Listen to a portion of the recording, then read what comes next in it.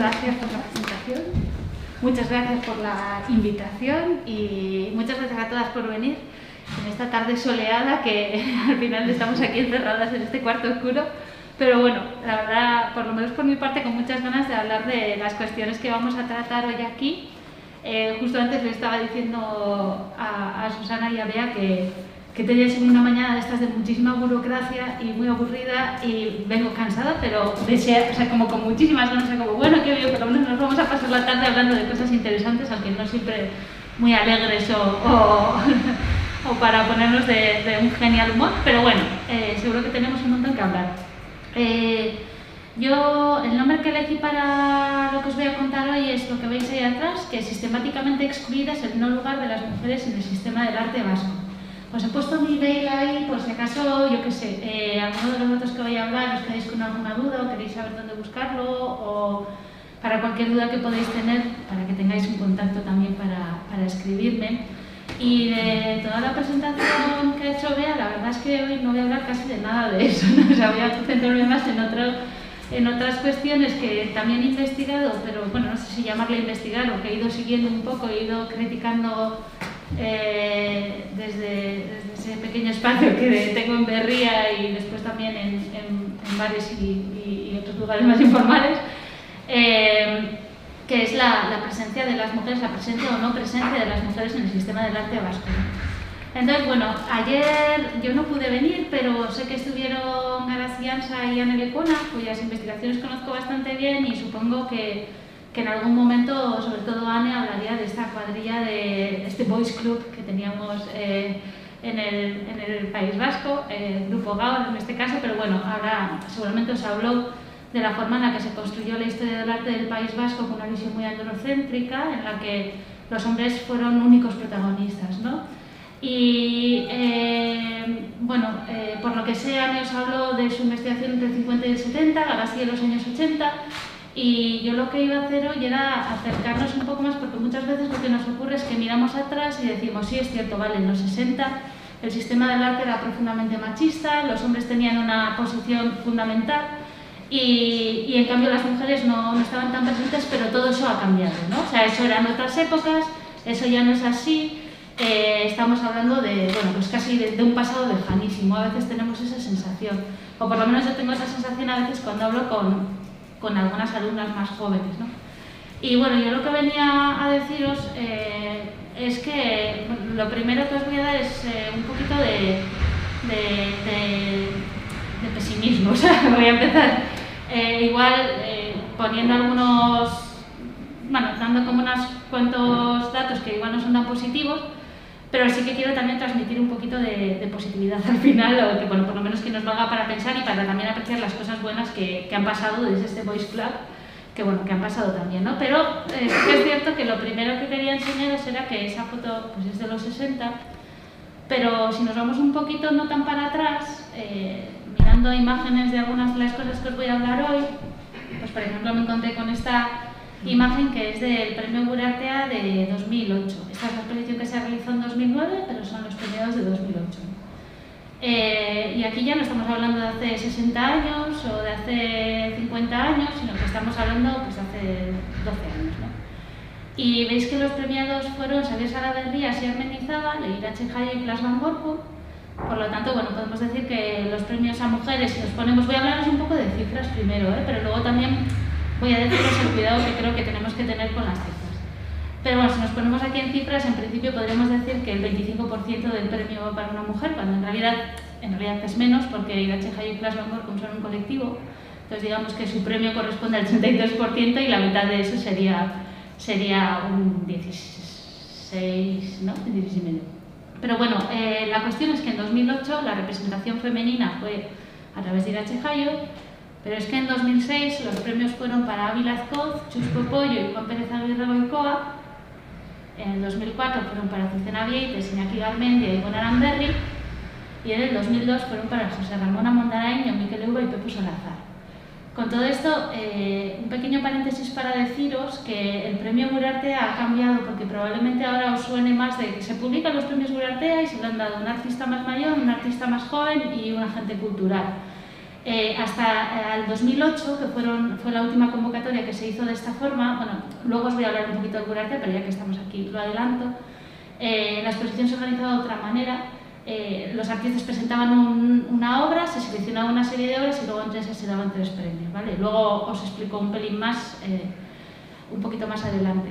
Pero luego cambió ese sistema, entonces ya calcular los porcentajes es un poco más complicado. Bueno, tiene otras características también que complejizan un poco la cuestión. Pero en fin, lo que os quiero decir es que a principios de la década de los 2000, o sea, a principios del siglo XXI, en el cual pues tampoco llevamos tanto tiempo, lo normal en los premios Gurarte era que como mucho una mujer recibiera el premio, un 33%. O sea, era lo normal, y también era bastante normal que en algunos años ninguna mujer recibiera ningún premio en los premios Gurarte. Lo digo porque no sé si os ha pasado, pero a mí sí me ha pasado que hace los últimos, ahora los Gurarte se dan anualmente, aquí ya veis que era cada 2 años, y que en 2 o 3 años consecutivos los 3 premios han ido para mujeres, y de repente te dicen, joder, los Gurarte, joder, las mujeres están ganándolo todo, ¿no? Bueno, pues que eso es una cosa muy reciente y sobre la que quiero que andemos con un poco de cuidado. Y en ese sentido, antes de empezar a daros algunos datos, os quería explicar pues estos datos que os voy a dar, de dónde vienen o por qué me interesan. Y eso lo voy a hacer, os quiero contextualizar un poco. Bueno, en 2008, finales de 2008-2009, hicimos un proyecto, la artista Sayo Olmo y yo, que se llamaba Wikihistorias. Wikihistorias del arte en el ámbito vasco, contadas por artistas y mediadoras. Bueno, este proyecto ya no está online, no lo podéis consultar, y por eso quería traerlo, porque más que nada lo que intentamos hacer en este proyecto fue poner en marcha una wiki. Entonces Wikipedia existía y la gente lo utilizaba, pero no tantísimo como hoy, y crear una wiki en la que las propias mujeres artistas pudieran colgar su obra, contar sus experiencias y, bueno, crear una base de datos con mujeres artistas sobre las que no encontrábamos información en otros lugares. No os voy a hablar más del proyecto porque no tiene tanto que ver igual con lo que vamos a hablar hoy, pero la cuestión es que a raíz de Wikihistorias empezamos a hacer una serie de actividades paralelas, actividades complementarias a lo que era la propia wiki, y una de ellas consistió en hacer un conteo de cuántas mujeres habían expuesto en el último año en los museos, cuántas obras de mujeres artistas había en algunos museos, y principalmente empezamos a trabajar en el Museo de Bellas Artes de Bilbao, pues en primer lugar porque estábamos en Bilbao, y después por otra cuestión también, que es que el Museo de Bellas Artes, hasta que se creó el Artium, incluso hoy en día el Museo de Bellas Artes se presenta como el Museo de Arte Vasco, digamos, el que tiene, luego hablar un poco de museos y centros de arte. Y un museo tiene una función patrimonial, de crear patrimonio, de crear bien común, de crear historia común, y el que tiene esa función en el País Vasco desde hace 100 años con relación al arte vasco ha sido el Museo de Bellas Artes. Es cierto que luego, cuando ha llegado el Artium, pues una parte del arte contemporáneo también se ha dirigido hacia allí, ¿no? Pero el Artium en ningún lugar veréis que es un centro solo de arte vasco, o sea, también tiene arte del Estado español, o sea, no se plantea como el repositorio de la historia del arte vasco, y el Museo de Bellas Artes sí, ¿no? Entonces empezamos a contar un poco las obras que tenía el museo, a quién adquiría obra, a quién exponía, y nos dimos cuenta que, bueno, creo que era muy común en aquella época tener la percepción de que en el museo prácticamente no había mujeres, pero es que nos dimos cuenta de que no es que prácticamente no hubiera mujeres, es que era una exclusión sistemática y misógina total por parte de la política de colecciones, ¿no? Entonces, bueno, ahí empezamos un poco a fijarnos un poco más, y sobre todo yo un poco más que Sayoa, no porque a Sayoa no le interesara, sino porque yo soy historiadora del arte, Sayoa es artista, entonces también cada una teníamos una parte del proyecto en la que nos implicábamos un poco más, ¿no? Entonces, como os digo, en 2009 más o menos empecé a recopilar estos datos y empecé a fijarme en estas cuestiones, y en 2012 Xavier Araquista y Lourdes Méndez me invitaron a las charlas que organizan sobre arte feminista. Entonces aproveché, me invitaron precisamente para hablar del Museo de Bellas Artes, porque yo había ya publicado algunas cosillas al respecto, y habíamos hecho visitas guiadas en el museo y demás. Y bueno, aproveché esa ocasión para hacer un poquito de investigación más profunda sobre las adquisiciones desde el 2002 hasta el 2012. Esto lo escribí en el 2012, entonces los 10 últimos años del museo, su política expositiva y de compra. Eso estaba en la página web que Araquis y Lourdes pusieron en marcha, que se llamaba Viva, pero ahora no está online. Creo que la van a colgar otra vez. Os lo digo por si alguien quiere consultarlo, pero si no lo colgaron, pues me mandáis un email y os mando el artículo porque no hay ningún problema, se puede consultar, es público, lo único que ahora mismo no está colgado. Si os interesa más datos específicos sobre el museo. Y ya a partir de eso, el siguiente paso fue que en 2016 me invitaron desde el Gobierno vasco, desde el Observatorio Vasco de la Cultura, a hacer una interpretación de unos datos que habían recogido los habían recogido en 2016, pero la mayoría son relativos a los 3-4 últimos años sobre concursos, exposiciones, museos y una información bastante completa sobre el lugar de las mujeres en el sistema del arte.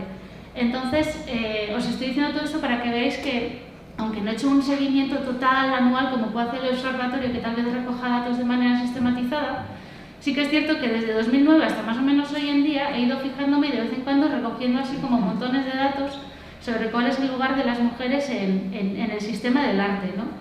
Y esto, antes comentamos, no es que me dé una visión más objetiva, porque mi visión objetiva es muy poco, más bien muy situada y bastante crítica, pero sí que es cierto que me da una continuidad en cómo se han ido desarrollando esas políticas culturales, ¿no? Y os lo estoy diciendo más que nada por esto que os voy a decir, que es que tengo la sensación de que, ya os lo adelanto, que va a ser una de las conclusiones del final, tengo la sensación de que hay muchas veces últimamente que hay una cierta falsa sensación de igualdad. Ahora las mujeres ganan los mismos premios, hacen las mismas exposiciones. Pasa al arte y el año pasado solo expusieron mujeres y parece como que ahora las mujeres están copando el sistema del arte, ¿no? Y me parece muy peligroso esa visión cortoplacista porque yo os voy a hablar de no hace tantos años y vais a ver que la situación en realidad es otra, ¿no? Si miramos a los números. Entonces, he hecho esta pequeña pirámide, que es una pirámide que es la forma en la que organicé la información que me pasaron en Gobierno Vasco y es la que voy a utilizar. No voy a contaros todo, porque había bastante información, muy interesante. Está online también, se puede consultar, está online tanto la información como los artículos que escribimos. O sea, yo escribí sobre artes visuales y hay otros sobre cine. Lo que he hecho ha sido condensarlo, digamos, cómo es la carrera de un artista hasta llegar a ser artista profesional. Que el artista profesional lo vamos a poner en duda desde ya, porque para empezar la mayoría de los artistas que tenemos a nuestro alrededor no son profesionales en el sentido más estricto del término, es decir, no viven de ser artistas, de vender su obra o de exponer su obra, viven de ser artistas profesores, de ser artistas, artistas libreros, pero desde luego no normalmente de solo lo que ganan de su producción artística, ¿no? Pero vamos a utilizar esa idea de artista profesional. Y luego también, pequeño paréntesis, y ahora sí que estuvo ayer, ahora sí ya sé yo, desconfiamos mucho de la categoría artista profesional porque lo que vemos es que muchas veces es otro sistema de exclusión a las mujeres. Muchas veces las mujeres que han conseguido integrarse dentro del sistema del arte, sobre todo en décadas anteriores, por las propias condiciones que les imponía el sistema del arte, la historia del arte se ha escudado en que no eran profesionales para dejarlas fuera del relato, ¿no? Entonces, esta idea de qué es profesional, cuando en realidad muchos de los artistas que están dentro del relato nunca han vivido del arte, han vivido de otras cosas, han vivido de herencias de su familia o han vivido de otras profesiones. Pero vamos a utilizarlo un poco como para no complicarnos la vida tanto, para tener una idea hacia la que ir. Entonces, ¿cuál es el camino para convertirse en artista profesional? Bueno, pues algunas de las que estáis aquí probablemente lo sabéis, porque lo habéis vivido o porque estáis en ello. Lo primero que haces es estudiar Bellas Artes, ¿no? He puesto estudios de Bellas Artes o similares porque también se podrían incluir, hay estudios de escuelas de artes y oficios, depende hay algunos artistas que son autodidactas o que han hecho una formación no reglada, pero la verdad es que en nuestro entorno la mayoría de los artistas que tenemos alrededor son estudiantes graduadas de Bellas Artes. Y una vez que te has graduado de Bellas Artes, empiezas tu carrera profesional, ¿qué es lo que hago para ser artista ahora, no? Y lo primero que se suele hacer, lo primero que necesitas es conseguir hacer un corpus de obras, necesitas poder producir, necesitas tener, por una parte, un dinero que poder dedicar a hacer unas obras y sobre todo un tiempo para, ponerte y hacer unas primeras obras que puedas exponer, ¿no? Ese es como tu primer paso. Entonces, ¿qué se suele hacer para conseguir eso? Pues a veces se tira de ahorrillos o de lo que te pueden dejar tus padres, pero se suele intentar conseguir becas de producción. Becas de producción que pueden ser las de la Diputación, pueden ser las del Gobierno Vasco, Y bueno, también os voy a decir que esta pirámide es muy inexacta, porque las becas de producción se piden en épocas diferentes de tu vida. Tú si acabas de terminar estudios de Bellas Artes, pues igual pides una beca de producción pequeñita del gobierno vasco, como las que os voy a hablar ahora, y igual cuando llevas 20 años de artista puedes volver a pedir la misma beca de producción con una cantidad mayor porque es un proyecto grande, ¿eh? Pero bueno, vamos a simplificarlo un poco para hacernos una idea.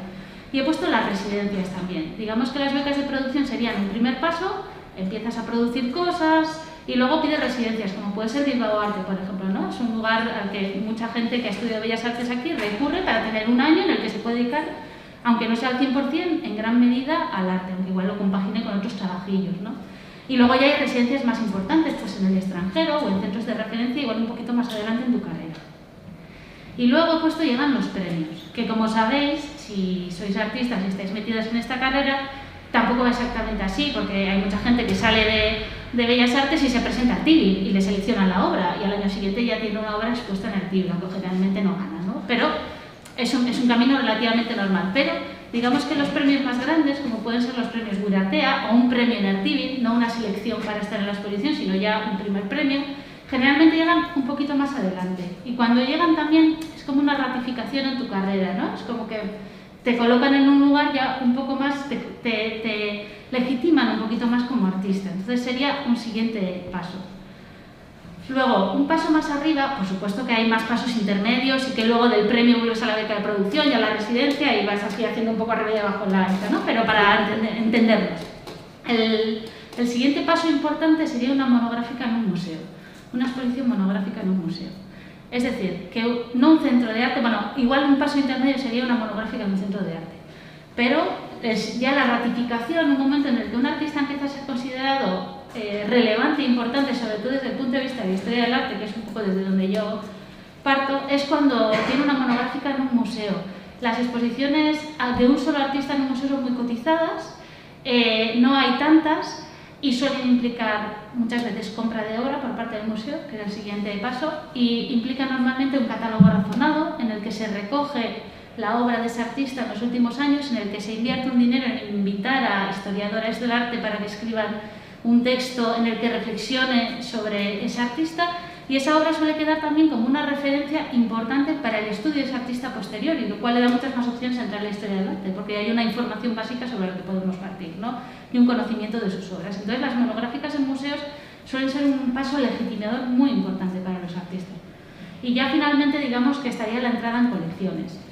Claro, aquí es cierto que hay gente que entra muy joven en colecciones, eso también es cierto, pero por regla general las obras importantes que entran en colecciones de artistas ya es cuando el artista tiene una cierta madurez, cuando ya lleva un cierto recorrido, y si sabéis algo de mercado del arte, yo no soy nada experta en mercado del arte, pero esto sí que lo sé, una vez que tus obras están en colecciones, el precio de tu obra sube. Entonces también te legitima dentro del sistema económico del arte, que digamos que va paralelo a esto, ¿eh? Yo no estoy hablando del mercado del arte, porque el mercado del arte tiene sus propias leyes, y una persona puede estar forradísima en el mercado del arte y no ser nada conocida en el sistema de legitimación artística, y una persona que es muy reconocida o legitimada dentro del mundo del arte puede tener problemas para sobrevivir dentro del sistema del arte, ¿vale? Funcionan un poco diferente. Entonces, ya ahora que tenemos un poco el esquema claro, vamos a ver qué datos tenemos para cada una de estas etapas. Entonces, recordad que estos datos son datos recogidos en 2016. No los he actualizado porque era muchísimo curro, pero hay algunas cosas que sí que os voy a ir haciendo apuntes porque sí que las tengo un pelín más claros, o tengo algunos datos que he ido recogiendo por el camino. Bien, ¿cuántas mujeres hay en los estudios de Bellas Artes? Eso es lo primero que nos tenemos que preguntar y es lo primero que se preguntaba el estudio. Porque ahora cuando había hecho la presentación he dicho, las mujeres están sobre representadas en Bellas Artes. Yo lo diría al revés, yo diría que las mujeres están representadas en todo el sistema del arte, excepto en los estudios de Bellas Artes. Las mujeres siempre han representado en la Facultad de Bellas Artes de Leioa a partir del 60, 62, 65%, siempre. Todos los datos que hay desde el 89 muestran que las mujeres han sido 2/3 de los estudiantes de la Facultad de Bellas Artes. Y de hecho, no tengo datos concretos, la facultad no tenía datos concretos de años anteriores, pero si miráis, por ejemplo, ayer, no sé si os habló Anne de las exposiciones de los años 70, de la Escuela de Bellas Artes, pero era muy común que fueran 50% hombres y 50% mujeres, porque es que la mitad de las estudiantes eran mujeres. En la Facultad de Bellas Artes de Leioa casi me atrevo a decir que nunca ha habido una mayoría de hombres y que en los últimos 20 años, incluso me voy a decir 30, porque esto viene desde el 89, las mujeres estudiantes de Bellas Artes ha sido un 60 y, entre 60 y 65% mínimo. Porque veis ahí, por ejemplo, que en el curso 2004-2005 eran el 71% de las estudiantes. 7 de cada 10 estudiantes de Bellas Artes eran mujeres. Es cierto que el reparto luego por especializaciones es un poco diferente. Por cierto, tengo los datos en euskera porque tenía el documento en euskera, pero bueno, como os los voy a ir cantando todos.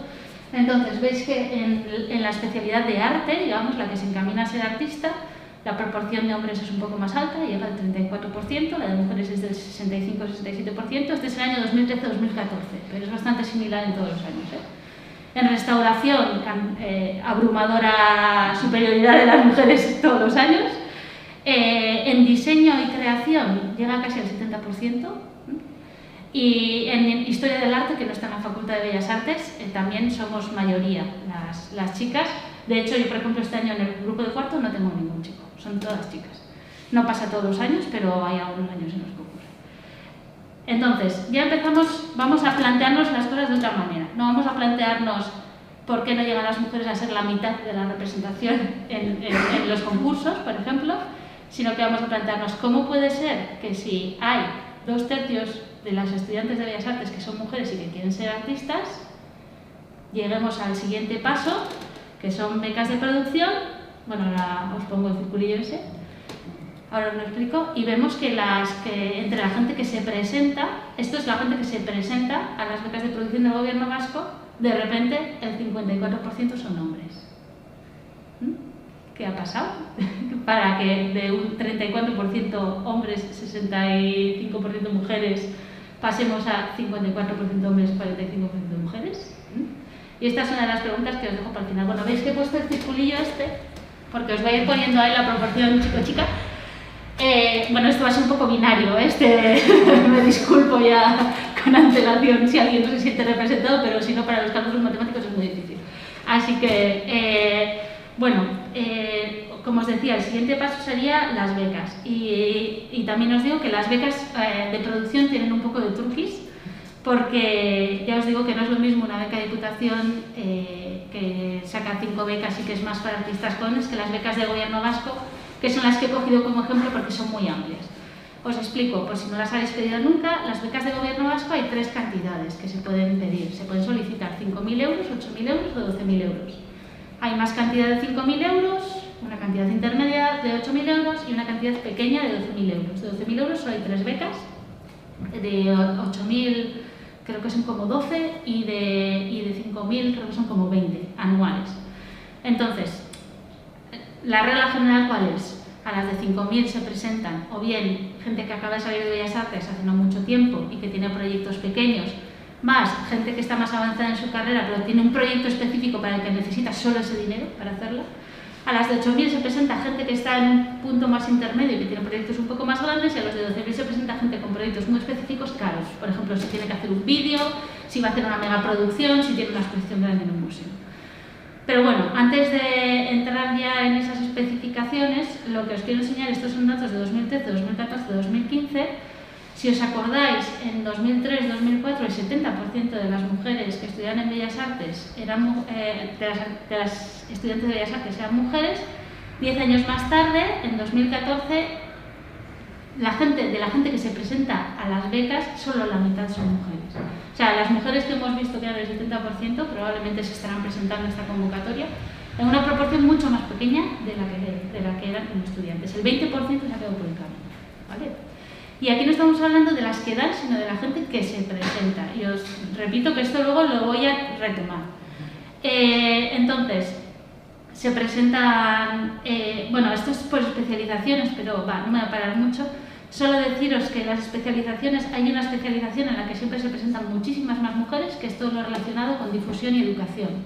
Visitas guiadas, programas para niños, programas para adultos, me da igual, todo lo que no sea hacer arte, sino contarlo, ahí somos cantidad.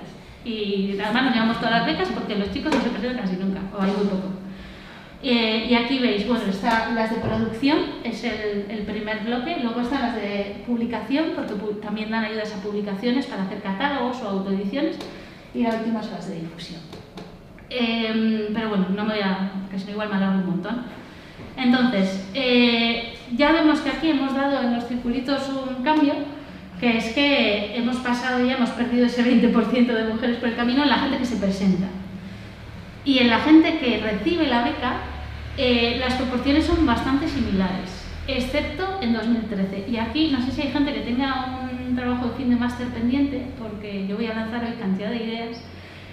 Una cosa que sería muy interesante sería retomar las becas de gobierno vasco, porque esto va solo hasta 2013, o sea, recoge 2013, 2014, 2015, y yo os puedo contar un poquito de años posteriores porque he estado 3 veces más en el... O sea, bueno, aquí no estuve en el jurado, pero hay 3 años en los siguientes a 2015 en los que sí he estado, entonces he visto un poco cómo ha ido evolucionando, pero no tengo datos de antes de 2013. Y una cosa que me parece muy representativa es que en 2013 las que se presentaron, mujeres, eran el 45%, me parece 43%, y veis que solo se les dio el 37,8% de las becas. Y estoy segura de que yendo atrás, si volvéis a la década del 2000, la proporción de mujeres que recibía la beca era probablemente más baja que la que se presentaba. Pero no estoy segura.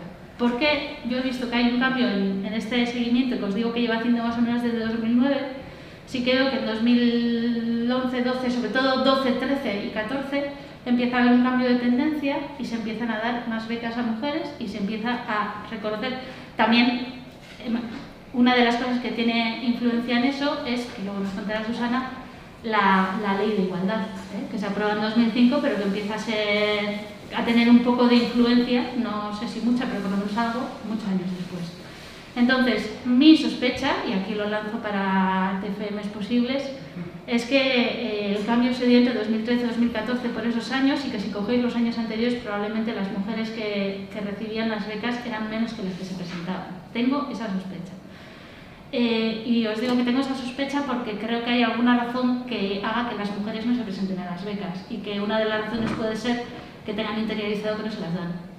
Entonces, en cambio, en los últimos años, veis que en 2014 se presentaron como un 50% de mujeres, pero se llevaron el 53% de las becas, y en 2015 se presentaron como, me parece que era un 47% de mujeres, pero se llevaron el 51,8% de las becas. Es decir, que en realidad las mujeres no se llevan, o sea, cuando se presentan, no es que no les den las becas, se las dan. O sea, no hay una discriminación clara a la hora de dar las becas, por lo menos a partir de 2014. Y también os voy a decir una razón para eso. Bueno, estas son las becas que se dieron, lo mismo pero en otro tipo de gráfico, y veis que las mujeres tienen más becas que los hombres en esos años, a pesar de que se presentaron menos. Y yo os puedo decir, por mi experiencia en jurados, que esa sí es bastante amplia, que hay una razón importante, y que además esto yo lo he hablado tanto con mujeres artistas como con hombres artistas, que es que por regla general, esto es una generalización, las mujeres somos muchísimo más exigentes con nuestro trabajo y somos muchísimo más críticas con nuestro trabajo. Si no tenemos un proyecto muy bueno, no lo presentamos. Entonces, los proyectos que presentan las mujeres generalmente están muy bien elaborados. Y los chicos, no todos, pero hay una proporción más grande que te lo dice claramente, te dice, lo hice ayer por la noche, no me iba a presentar, pero igual suena la flauta y lo he presentado. Y muchas veces se la dan.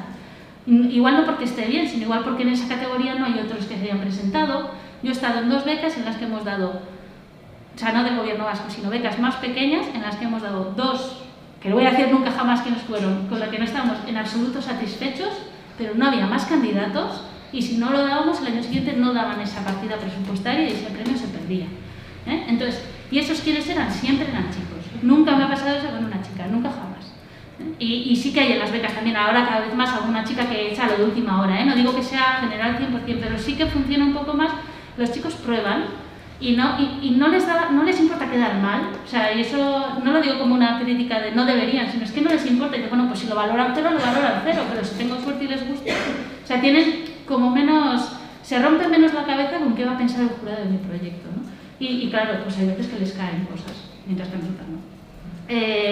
Entonces, en becas de producción, otra cosa que es muy interesante, y ya dejo ahí el circulillo ese, era las cantidades. Y aquí también se ve la poca autoestima que tienen las mujeres y cómo siempre tenemos muchas veces las mujeres y cómo muchas veces intentamos como, uff, no me voy a pasar.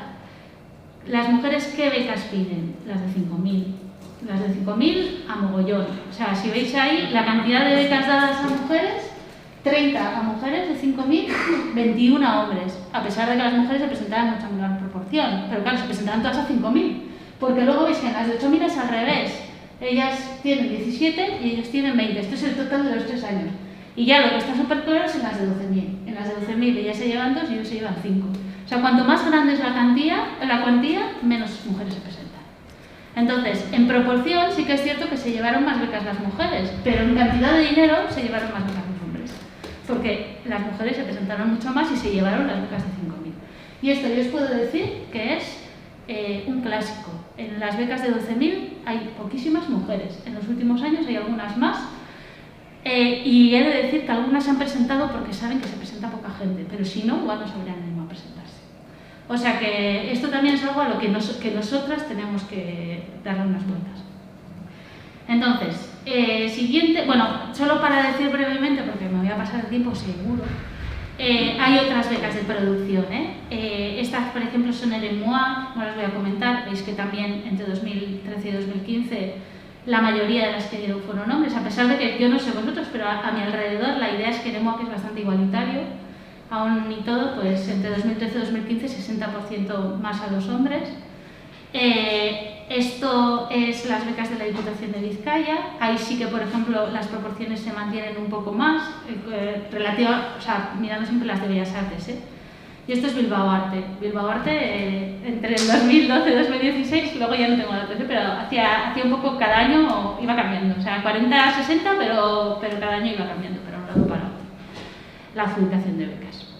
Pero bueno, estas ya veis que son un poco más, cuanto más se acerca el nivel de Bellas Artes, de los estudios de Bellas Artes, más cercanas la proporción a los estudiantes de Bellas Artes. Cuanto más se aleja en la carrera de Bellas Artes, más se dispara la diferencia. Y eso se ve en los premios. Y aquí os voy a hablar, esperad,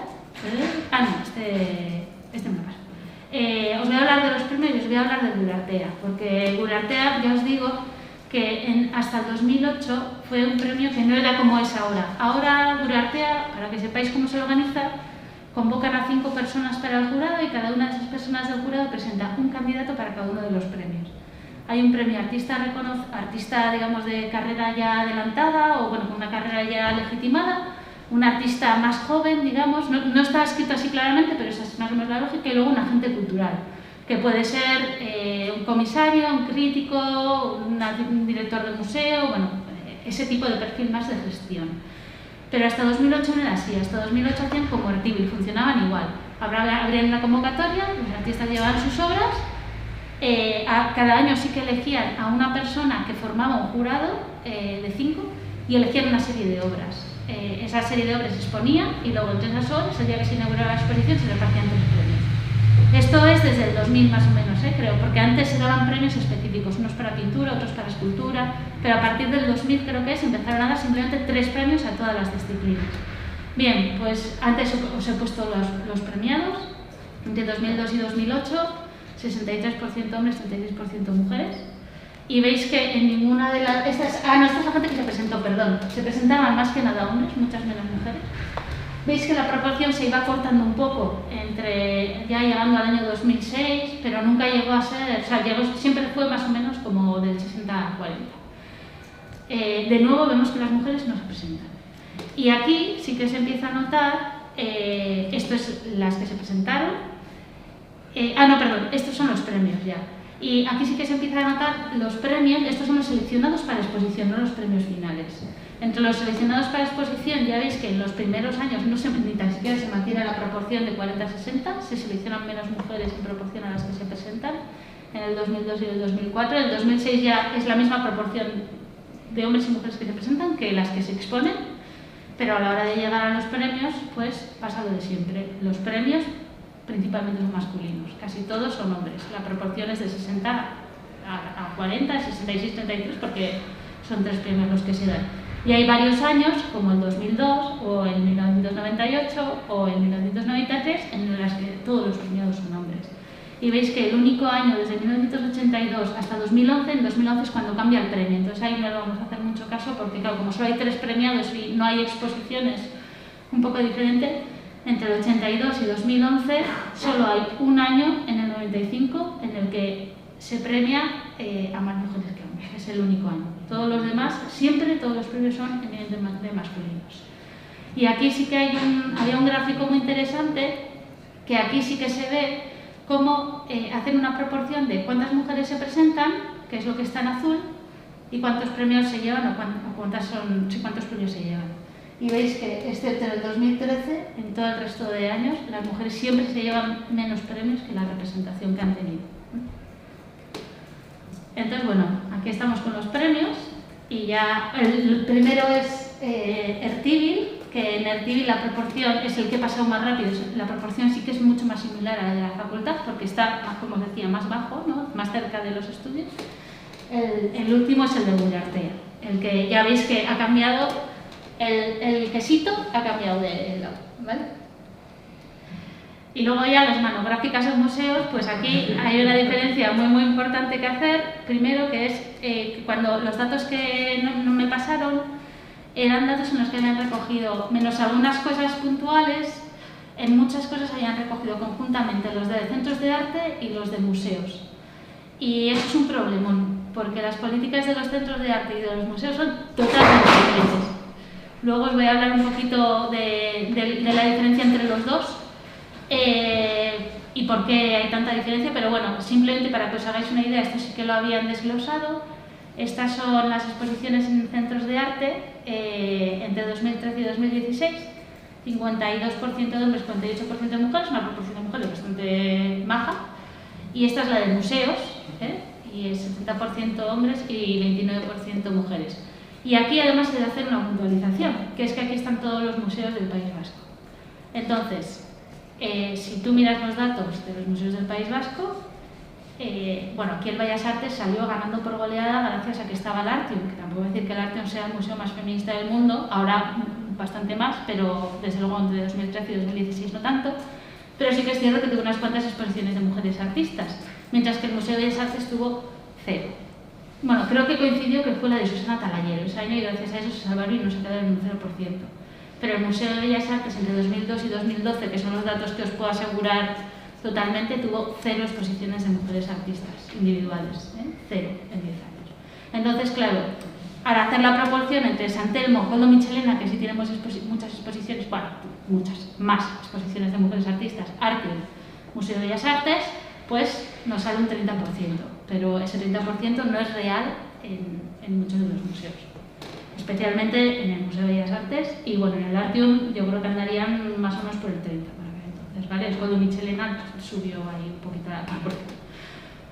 Y no, el San Telmo, perdón, Koldo Michelena centro. Entonces ahí lo que tenéis, os he puesto los centros de arte, museos. Y os voy a hablar un poquito sobre la importancia de las exposiciones monográficas, porque hay muchas veces que no les damos la importancia que tienen o no nos damos cuenta. Decimos, ya bueno, entre las exposiciones colectivas ya hay un montón de mujeres. También es algo que podríamos discutir, pero es cierto, hay más, se ven más porque hay más gente, entonces pues hay más mujeres, ¿no? Pero cuando nos ponemos a mirar las monográficas nos damos cuenta de que en las monográficas, que lo que os digo, son exposiciones muy importantes en primer lugar porque acercan al artista al público. Hay cantidad de artistas del País Vasco que son conocidos para el público en general porque el Museo de Bellas Artes les ha hecho una exposición.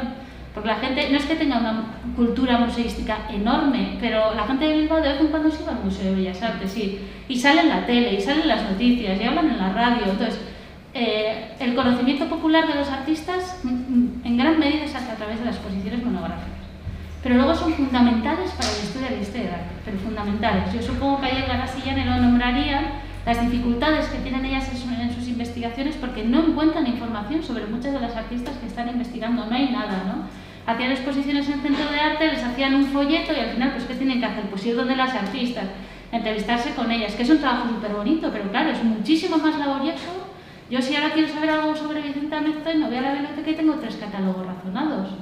Pero quiero saber algo sobre la próxima que os voy a poner, que es Maripuri Herrero, y de verdad que me va a costar. Y estoy hablando de Maripuri Herrero. O sea, no estoy hablando de una artista desconocida, sino de una mujer que lleva trabajando 50 o 60 años y que tiene colección, obra en todas las colecciones del País Vasco, ¿no?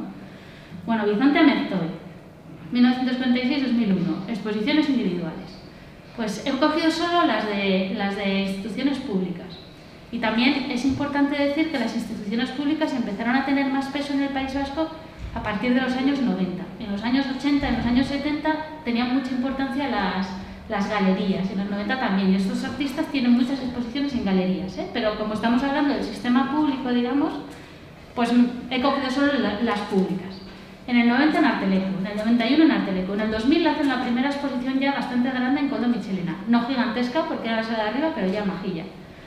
Fallece en el 2001, en el 2003 Artium le hace una retrospectiva, en el 2012 Koldo Mitxelena le hace otra exposición individual y en el 2019 el Museo de Bellas Artes le hace otra retrospectiva.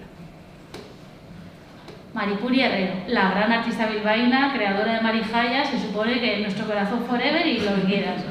Miembro del Comité de Bellas Artes, del Museo de Bellas Artes durante muchos años, nacía en el 42, de la misma generación. Exposiciones individuales. 1978 Sala Áraba en Gasteiz, en el 81 en la Ciudadela en Iruña, en el 86 retrospectiva en el Museo de Bellas Artes y en el 93 la Sala de Cultura Carlos III, que no sé ni tan siquiera si es pública, o sea, no tengo ni idea qué sala es, pero era la única que podía ser pública. Desde el 86, hace 35 años, Maripuri Herrero no ha tenido una exposición en una institución pública en el País Vasco. Nuestra gran Maripuri Herrero. O sea, quiero decir que si tú le preguntas a alguien qué mujeres están en los museos, siempre han estado bien representadas. Te van a decir Maripuri Herrero y Dora Salazar. Son las dos que tienen obra en todas partes. Pues ni Maripuri Herrero ni Dora Salazar han tenido... Bueno, Dora Salazar igual ha tenido algo en Koldo Mitxelena, seguramente sí. Pero Maripuri Herrero, desde el 86, no tiene una exposición en el museo público. Que no es ninguna broma, que si voy a investigar a Maripuri Herrero voy a tener muchos problemas para encontrar información sobre su obra. Entonces ya no vamos a decir nada de todas las mujeres que no están dentro del sistema, que ya se quedaron fuera, o sea, os podéis imaginar. Y luego, mañana tenemos a otra maravillosa artista, Esther Ferrer, más mayor aún, es de una generación anterior, y ahora todo el mundo es siempre fan de Esther Ferrer, y Esther Ferrer ha sido una gran influencia para nosotros y ha sido la gran referencia. Bueno, pues eso es mentira. Esther Ferrer vivía en París, es que, bueno, esto es exposiciones individuales y performances de Esther Ferrer, nació en el 37. Su primera performance en el País Vasco, en una institución pública, fue en el 96, es decir, cuando tenía 59 años. En Artelecu, dentro de un taller en el que participaba, que muy bien, o sea, no le quito importancia, pero fue un sitio súper importante en los 90. En el 97, en el Koldo Mitxelena, una performance también. Y después, la primera exposición un poco grande que le hicieron a Esther Ferrer fue en el 2005 en el Koldo Mitxelena. Y para entonces Esther Ferrer tenía, si no me equivoco, 60 y... ¿cuánto? Casi 70 años, 68 años, ¿no? Pero es que no solo tenía 68 años, sino que para entonces había hecho performances en el Centro Georges Pompidou, Centro Nacional de Arte de Francia, en el Museo Nacional de Arte Contemporáneo de Bélgica, había tenido performances en el Museo Nacional de Reina Sofía, en el 99 tuvo una exposición en el Museo de Arte Moderno de Lyon, en el 2000 en el CEGAC en Santiago, y aparte de eso le habían dado, no me acuerdo si era ya el premio Cervantes o sea, quiero decir, hasta que no le dieron todos los premios que había, hizo todas las exposiciones que se podían hacer fuera de aquí, no se le hizo una maldita exposición a Esther Ferrer en una institución pública en el País Vasco. Y luego sí, luego en el 2011 en el Artium, en el 2017 en Tabacalera, en el 2018 en el Guggenheim, en el 2019 en Tabacalera, el año pasado en el Bellas Artes y ahora todos hemos sido siempre fans de Esther Ferrer, ¿vale? Pero, bueno, tengo yo mis dudas sobre si Esther Ferrer lo ha vivido igual. Entonces, mañana se preguntamos. Entonces, bueno, pues las individuales son muy importantes. Y luego ya viene la adquisición en colecciones. Y aquí tengo datos súper sesgados, porque en los datos que me pasan en 2016 no aparecía, y luego cambia mucho. Yo tengo los del Museo de Bellas Artes, yo os puedo decir, lo que he buscado es que en el Museo de Bellas Artes para el 2012, siendo súper generosa, las obras de mujeres eran el 8%. Y digo siendo súper generosa porque solo tuve en cuenta las obras a partir de 1945, es decir, no las de todo el siglo XX. Si cojo todas del siglo XX, calculé, salía como el 2% de mujeres artistas. Y si alguien nos dice que en el País Vasco no ha habido mujeres artistas en las primeras décadas del siglo, es mentira. Entonces, basta con coger la lista de artistas que expusieron la Asociación de Artistas Vascos y veréis que había un montón de mujeres. Entonces, los de Bellas Artes son de 2012 y, vamos a hacer justicia, Bellas Artes ha comprado más obras de mujeres, o sea, hasta 2012 era profundamente misógino, no compraba nunca nada de mujeres, excepto cosas terriblemente excepcionales. Y desde entonces, pues ha comprado algunas cosas, ha comprado algunas cosas y hay una proporción un poco mayor. No os puedo decir cuánto es porque no deja hacer la búsqueda por sexo. Y ahora viene nuestra gran salvación, que es el Artium, que ahora, bueno, pongo ese circulillo ahí. Ya sabéis que, bueno, yo estoy muy contenta de que el Artium ahora esté exponiendo a muchísimas mujeres artistas y con una revisión también, con una visión revisionista de la historia del arte. Pero la colección del Artium de arte contemporáneo es así. No llega al 20%, es el 19,19% de la presencia de mujeres artistas en la colección del Artium. Y esta es la colección más feminista del País Vasco. ¿Vale? Esto es lo. Entonces, ya pasando a un par de ideas sobre la diferencia entre centro de arte y museo, que creo que es muy importante. ¿Por qué las colecciones son importantes? Bueno, ¿por qué debemos fijarnos en los museos y debemos reclamarles responsabilidad? Bueno, las diferencias, una muy importante es que los centros de arte no tienen colección y los museos sí. Esa es una diferencia fundamental. Porque, claro, los museos, y creo que lo he puesto aquí, pues igual así, cuentan con mayor presupuesto, tanto para exposiciones como, sobre todo, para compra, porque como tienen la obligación de comprar, restaurar e investigar las obras que compran, tienen un mayor presupuesto para ello. Y después tienen colección, y esto es muy importante. Porque tener colección significa que tiene una función patrimonial, es decir, que tienen la función de escribir la historia y de guardar el patrimonio y construir un patrimonio que es común para toda la sociedad. Lo que es el arte vasco está en gran medida definido por lo que tiene el Museo de Bellas Artes de Bilbao. Las historias del arte que se han escrito sobre qué es el arte vasco desde principios del siglo, el arte vasco contemporáneo, está muy relacionado con lo que ha comprado el Museo de Bellas Artes, porque es lo que conocemos, lo que tenemos a mano y lo que se ha investigado, eso es en lo que se ha invertido públicamente. Entonces, los museos, al tener colección, tienen una obligación patrimonial mayor que los centros de arte. Los centros de arte, digamos que son, ahora vuelvo a eso, son más experimentales, tienen la opción de trabajar con gente menos establecida, de hacer cosas que no dejan rastro, de hacer cosas que salen un poco peor, o sea, digamos que son los lugares donde se experimenta más. Los museos, como os pongo en el punto anterior, son lugares que se centran más en artistas consolidados, por lo general. Los artistas ya tienen que tener una cierta trayectoria para llegar hasta allí. Los centros de arte permiten más flexibilidad, permiten más probar cosas. Pero también es cierto que su memoria se borra mucho más fácil. Si tú quieres ver exposiciones de Tabacalera, por ejemplo, que Tabacalera es un centro muy reciente, de cantidad de exposiciones de los últimos años no hay nada escrito. O sea, excepto las críticas de prensa o el folleto que reparten en sala. No tienen un catálogo, no hay registros de muchísimas cosas, hay fotos, pero... Entonces, es como que queda todo más en el aire, ¿no? Entonces, a nivel de historia del arte, los museos tienen muchísimo más peso, muchísimo más. Y luego, pues eso, supongo, los museos tienen mayor capacidad de impactar en la historia del arte, mucho más que los centros de arte. Los centros de arte tienen más capacidad de impactar en el contexto artístico del momento, ¿no? En el contexto especializado. O sea, digamos que en el mundo artístico de lo que está pasando ahora, los centros de arte tienen mucha importancia, pero en lo que queda para la posteridad, los que tienen realmente algo que decir en los museos.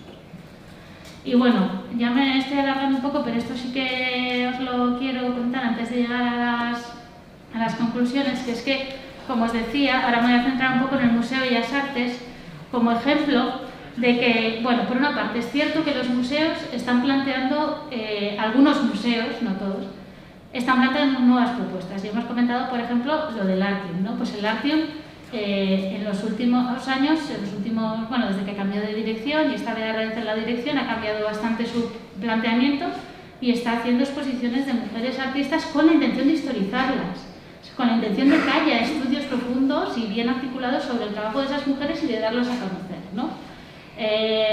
Y también está haciendo revisitaciones, digamos, de la historia del arte reciente. En San Telmo, pero bueno, para hacer cambios profundos en los museos es muy difícil. No sé si ha llegado a ser algo de la exposición de San Telmo que estamos haciendo. ¿No? Oh, pues voy a hacer publicidad. Garasi y yo estamos comisariando una exposición para el Museo San Telmo que se abre el 26 de noviembre y a la que estáis todas invitadísimas, en el que San Telmo nos invitó para repensar el lugar que tenían las mujeres en su colección y aprovecharlo como excusa para enriquecer su colección con obras de artistas mujeres. Entonces es una exposición muy grande en la que hablamos de cómo se ha construido la historia del arte en el País Vasco desde unos pocos puntos de vista, porque claro, lo hacemos con la colección que tenían y con la que han ido enriqueciendo, y durante los últimos años han aprovechado este proyecto para comprar fundamentalmente o casi solo obras de mujeres e intentar bueno, equilibrar un poco el peso que tenían, el poco peso que tenían en la colección. Pero, aún y todo, o sea, quiero decir, es un proyecto interesante porque no solo se plantea vamos a hacer una exposición y ya está, también piensa en términos de colección y en términos de futuro y en términos de representatividad y va a cambiar la colección permanente para incluir algunas de las obras que ha comprado, ¿no? O sea, para cambiar ese relato histórico, pero va todo como muy lento, muy lento, muy lento. Y ya, el que no es que vaya lento, es que no avanza mucho, es el Museo de Bellas Artes de Bilbao. O sea, sí que avanza, no es que no haga nada, porque en 2014 hacía cosas como estas.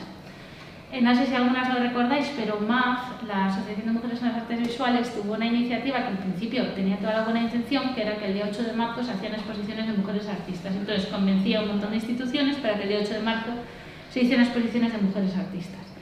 En principio no es mala idea, pero claro, ¿qué pasó? Pues que subió al carro gente, como el Museo de Bellas Artes, que como os digo, hasta el 2012, entre 2002 y 2012, el número de exposiciones que había dedicado a las mujeres era 0, pero en 2012 tenía como 40 obras de mujeres en su colección de 5.000 piezas y dijo, bueno, miradas de mujer, perfecto.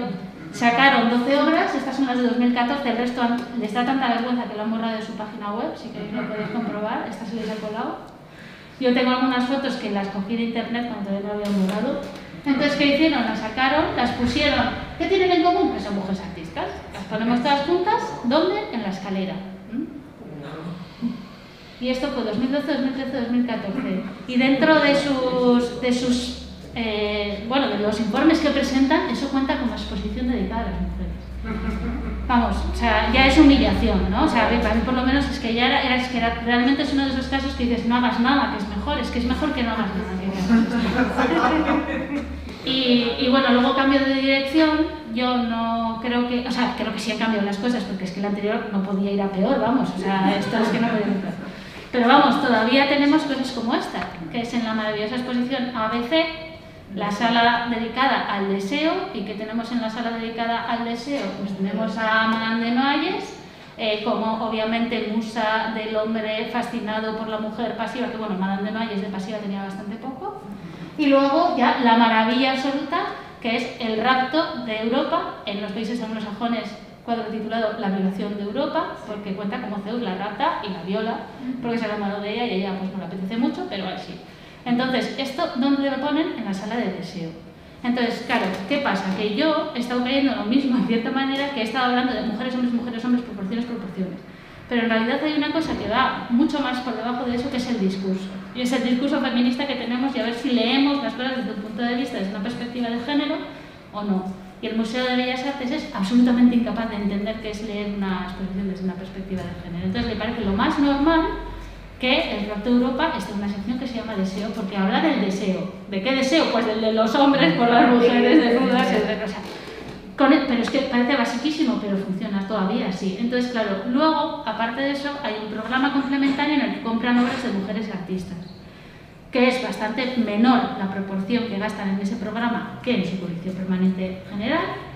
Le dan muchísimo más bombo al de mujeres que al de su colección general y piensan que con eso ya pues lo hemos arreglado todo, ¿no? Pero para mí esto es súper problemático. O sea, para mí ir al Museo de Bellas Artes y encontrarme esto es súper problemático. Y que ellos no se den cuenta es todavía más problemático. Entonces, ya para ir... Luego, si queréis hablar en profundidad de alguna cosa más, pues hablamos, ¿eh? Porque hay más ejemplos de cosas que se han hecho bien, cosas que se han hecho mal, pero tampoco me quería alargar muchísimo. Entonces, bueno, estas son conclusiones, pero son más como cosas para que pensemos tanto hoy como mañana y en el futuro. Entonces, cosillas para pensar. Pongo a modo de conclusión o de introducción, porque igual más que una conclusión es una entrada para empezar a pensar en esto de otras maneras. Una cosa que voy a decir antes de leer este punto es que, como habéis visto, hay una proporción que muchas veces se mantiene entre 40 y 50. Bueno, no os lo digo en el siguiente punto, venga, digo esto primero.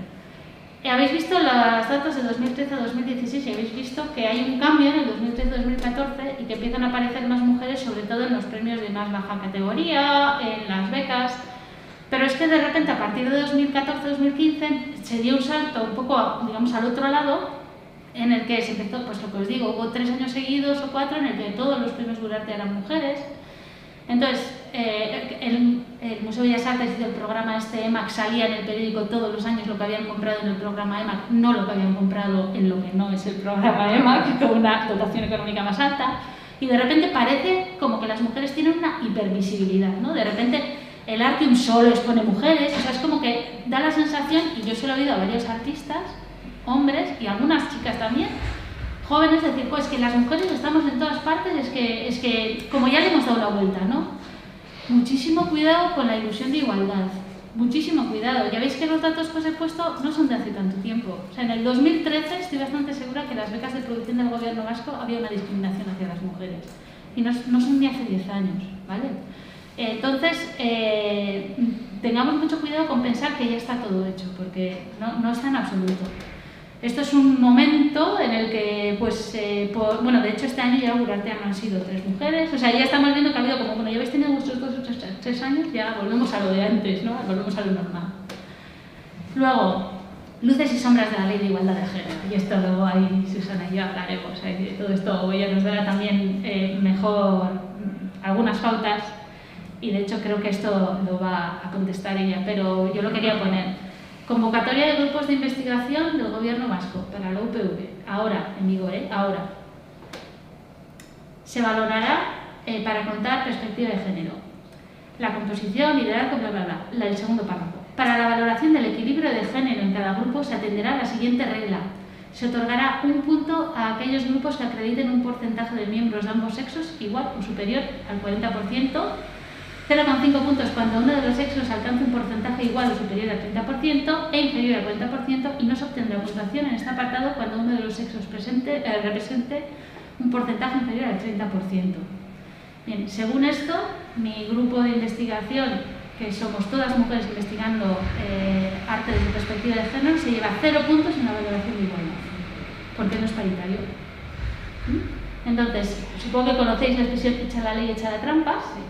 Y yo creo, luego vamos a hablar de esto, yo creo que la ley de igualdad ha sido muy importante para dar visibilidad a un montón de mujeres y, por ejemplo, para que en los premios las mujeres por fin hayan podido ganar. O sea, creo que ha habido algunas cosas muy buenas, pero creo que tiene una posibilidad, además es que lo veo desde hace mucho tiempo, que es que el Museo de Bellas Artes puede decir, no, pero es que yo este año he expuesto, como he hecho la exposición Womanology, la mitad de las mujeres que he expuesto, o sea, la mitad de las personas que han expuesto en mi sala son mujeres, y es verdad. Claro, en proporción de tiempo y en proporción de protagonismo no, pero en proporción de números sí. Entonces, los números, yo también los he utilizado antes, son importantes y nos dan datos, pero también son un arma que se pueden volver en nuestra contra, sobre todo porque hay algunas cosas que nos podemos quedar en la superficie de no, ya estamos ahora en el 40% o en el 50%. Bueno, para empezar, si hay un 40% de mujeres en unos premios, será paritario, pero hay un 20% de las mujeres de Bellas Artes que se han quedado por el camino. Porque del 60% de mujeres, o 65 o 70 que estudia Bellas Artes, al 40 que llega a las becas, hay casi la mitad se ha perdido. O sea, casi la mitad, un tercio por lo menos, se ha quedado por el camino. Entonces, paritario según la ley puede ser que sea, pero justo no es. Luego, otra cuestión. Bueno, esto es lo que les decía ahora, ¿no? Que no se adecue y que de repente veamos que se queda toda esa gente por el camino, pero no hay ningún problema porque el 50% de los residentes de Bilbao Arte son mujeres. Oscurece cuestiones que son mucho más profundas y que a mí me llamaron mucho la atención cuando vi estos datos, que es uno de los que os he dicho. ¿Por qué se sienten menos seguras las mujeres a la hora de presentarse a las becas? ¿Por qué no se presentan? Claro, es que si no se presentan, ¿cómo van a ganar? Pero es que ¿por qué no se presentan las mujeres a las becas? ¿Cuáles son todos los años o sea, ¿qué se les transmite en Bellas Artes? ¿Qué se les transmite a través de la historia del arte? ¿Qué se les transmite en los museos? Para que el año que se gradúan de Bellas Artes dicen, bueno, ya se acabó, no voy a pasar de aquí, como mucho voy a ser profesora de manualidades. O sea, ¿qué pasa ahí? ¿Por qué es eso lo que está pasando? Eso es lo que pasa. Y que las mujeres que siguen es porque son unas peleonas o porque están súper convencidas o porque tienen a alguien que les apoya un montón o porque han tenido la suerte de que alguien les ha hecho creer que valen un montón, ¿no? O porque tienen un ego desmedido, y lo digo como una virtud en este caso. Pero es que las mujeres se sienten muchísimo más inseguras a la hora de emprender una carrera artística. Y esos números pueden taparnos esta realidad. Y eso hay que investigar por qué está ocurriendo. Creo que ahora se está diluyéndose un poco entre la generación más joven, un poco. Porque, por ejemplo, os puedo decir que en las becas de producción de 2020 y de 2021, que están las dos, se han presentado más mujeres y se han presentado en mucha más proporción y se han llevado más becas. O sea, más proporción que otros años. Chicas más jóvenes, de lo cual yo me alegro. Pero claro, estamos hablando de gente de 25 años. Hay gente más mayor también, que se ha quedado por ahí. Siguiente. Muchas mujeres han dirigido sus esfuerzos en la educación. O sea, esto es evidente. ¿Quiénes son profesoras de pintura, de manualidades, de niños, de artes plásticas? Pues 90% mujeres. O sea, aquí se siguen repitiendo los roles de la mujer como cuidadora, la mujer como educadora y el hombre como genio. Eso también nos lo tenemos que mirar. Yo soy la primera que soy profe y me encanta, pero hay que pensarlo. Otro tema en el que no voy a entrar en profundidad, pero que creo que Susana luego no lo va a mencionar, no estoy segura, y podemos volver en la mesa, la maternidad. Cuando vamos a empezar a reconocer que la maternidad afecta de manera terriblemente perjudicial en las carreras de las mujeres artistas. Y esto es otro tema que no lo he nombrado mucho, pero lo voy a dejar caer. Esto no es solo para las mujeres, para los hombres también es. Pero en el caso de las mujeres ocurre mucho más. O eres artista siempre o no lo serás nunca. Como dejas la carrera artística a los 50, aunque lleves 20 años trabajando, nadie se va a acordar de ti 5 años más tarde. Nadie. No sabéis la cantidad de mujeres artistas que estamos investigando, Garazi, Anne y yo y otras chicas que están en nuestro grupo, que durante 20 años expusieron, vendieron, fueron portadas de no sé qué, lo dejaron porque fueron madres o porque se enfermaron sus padres y los tuvieron que cuidar o porque tuvieron una crisis personal y no quisieron seguir y hoy no sabemos, no suena ni su nombre. O sea, el mundo del arte es súper cruel en eso. Como lo dejes, aunque hayas tenido 10 años muy productivos o 20 años muy buenos, es muy difícil que se vayan a acordar. Entonces, en eso, el sistema de arte es muy cruel y perjudica principalmente a las mujeres, por ejemplo, que lo dejan por cuestiones de cuidado, que pueden haber tenido relevancia en un momento dado, pero luego desaparecen. Y este ya es el último, y es que, claro, esto ya lo digo como historiadora del arte. Puede ser que ahora la situación esté cambiando, y si es así yo me alegro mucho, creo que sí que está cambiando un poco. Pero las que se van a quedar atrás son las generaciones perdidas. O sea, hay una cantidad de mujeres artistas que se han dejado los cuernos, que a pesar de que nunca han entrado en el sistema han seguido trabajando, a las que nadie les ha reconocido su trabajo, que no sabemos ni sus nombres, que siguen vivas, o sea, que están aquí entre nosotros, y que no les hemos reconocido nunca el trabajo que han hecho, porque es que ni tan siquiera lo hemos visto, no sabemos ni que existe, y me da miedo que ahora sí lleguemos a que las mujeres de 30, 40 años reciban premios, tengan exposiciones, y todas estas mujeres de 60, 70, 80 años que están ahí al lado se mueran de asco. Y nadie jamás les reconozca el trabajo que tienen en su casa.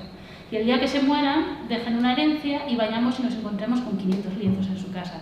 Y esta no sería la primera vez, ¿vale? Entonces, pues en memoria de todas ellas, ya acabo, y que no se nos olviden, por favor, porque que está muy bien que las cosas mejoren para nosotras, las que somos más jóvenes y todavía tenemos unos años por delante, esperemos, pero ellas también han estado ahí, ¿vale? Y creo que es el momento de reivindicarlas, es el momento de investigarlas y que se merecen que, que nuestras reivindicaciones de género no sean solo a futuro, sino también a pasado. Y ya está.